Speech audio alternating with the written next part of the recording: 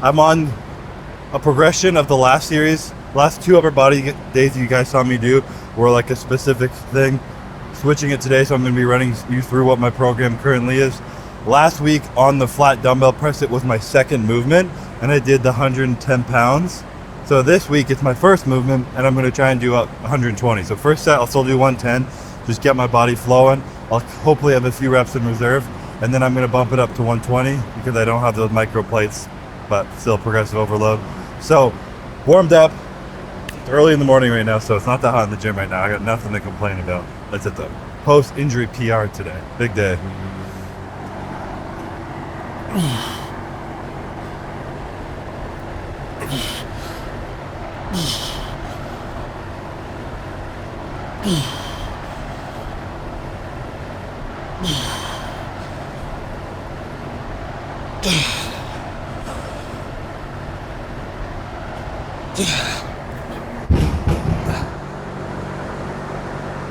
A little heavier than I thought it would be, but I'm still going for the 120s because I ain't a skinny bitch.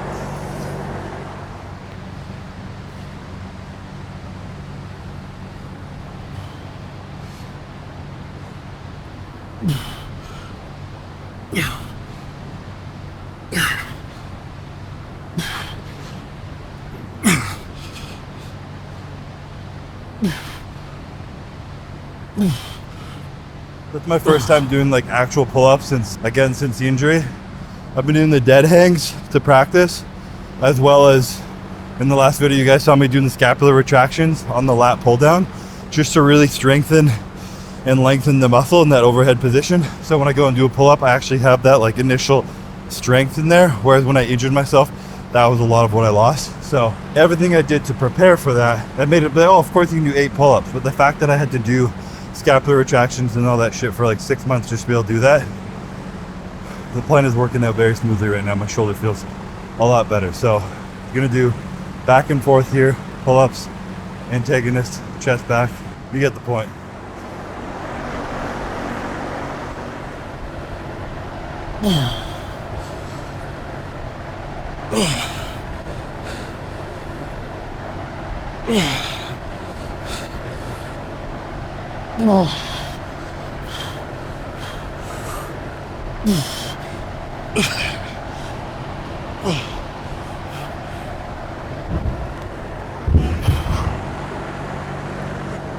That counts.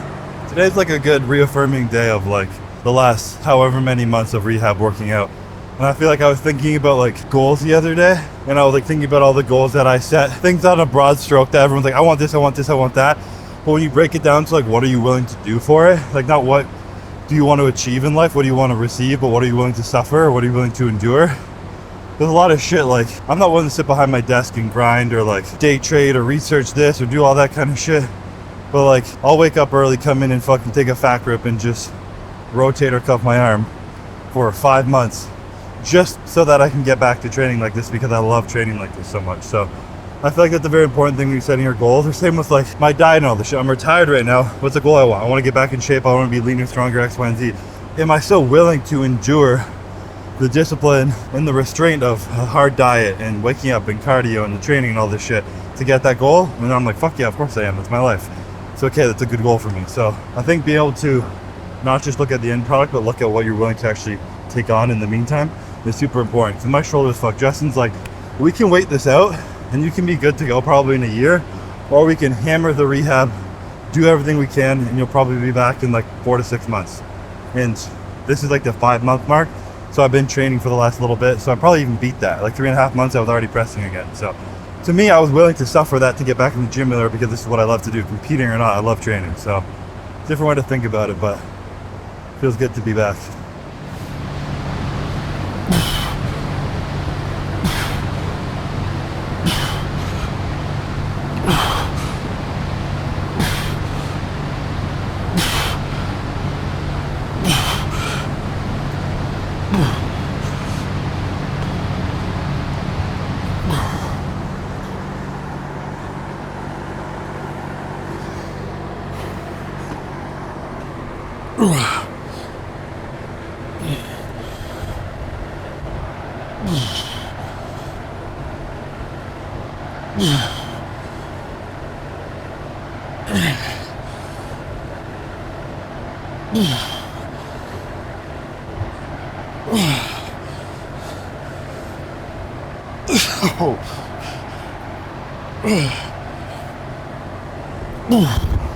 Blueberries, banana, a little bit of oatmeal, almond butter, dark chocolate protein, cookies and cream protein, creatine, glutamine, fiber, health.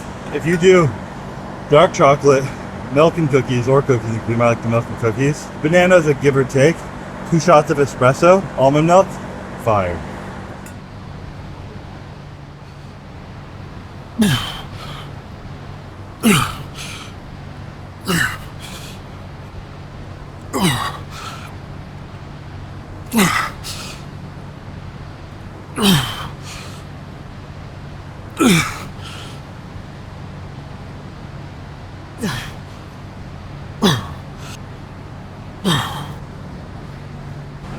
I get asked this question a lot, so I'm trying to think how to answer using this example of what I just did. But a lot of people ask how they're supposed to know how to track their weights in the correct form of progressive overload. So for example, if you're doing 4 sets of 10, which I was just doing on the flat press, I like to be in like an aim for 10 but be in a 20% variance. So if I hit 8, I'm still in the rep range, but the goal is 10 obviously. If I'm able to do 4 sets of 10 at the same weight, I need to up that weight 100%. So in the goal of progressive overload, last week I was able to do 4 sets of 10. So this week I did the 110s first instead of my second set, and then I progressed up to the 120s where I only got 8 reps. So if I was being smart, I would know in my third set I would not get 8 reps, I'd get less than that. So either drop the weight a little bit and then next week don't go up so fast and go up to 115s instead of 120. So I'm staying in that 20% variance. But I was kind of ego lifting today and I didn't really give a fuck. I wanted to do the 120s again. Some days you feel good when lift heavy weight and you just throw the books out the window. Guess what? If you're training hard, you still get jacked. But in terms of following the program correctly, next week, ideally, if I do 110s, if I have the 115s, then I'm a lot better off. I don't have the 115s, so I need to play it off by how I feel next week. If I feel stronger, I'll jump for the 120s again. And if I only get 8 again, my third set, I'll drop down to 110 instead of doing 120s again, just so I'm closer to the rep range of this specific period's goal. And this is really what's important about having actual periodized training, because there's a specific purpose you're hitting each rep range and set range every workout, because it's progressing over time. If you're just in the gym shooting the shit training hard, then fuck it, you can still make gains, just not as efficiently.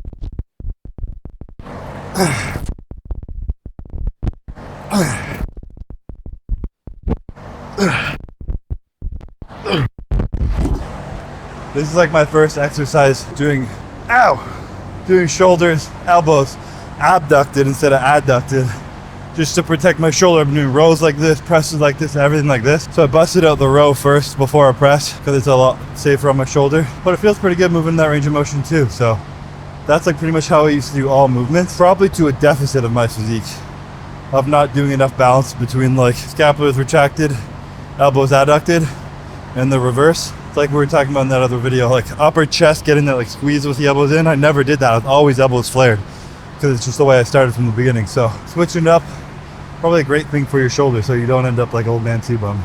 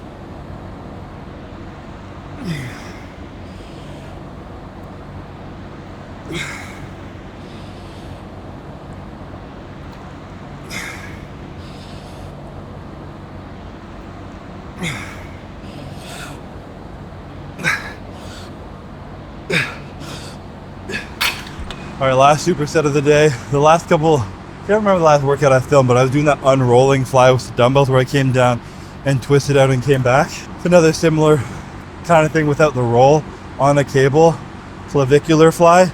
It's supposed to be a bit of a decline. That's why I'm kind of keeping my feet on the bench and my head back. But it's just getting that really deep, like stretch over top. So it's pulling through my like bicep, front delt, all the way through my arm and coming back up. I'm not like trying to hit PRs here, do anything crazy to failure. It's just like strengthening that length and range of motion and coming back up. Same thing over here. Deep stretch over top, pull it back up.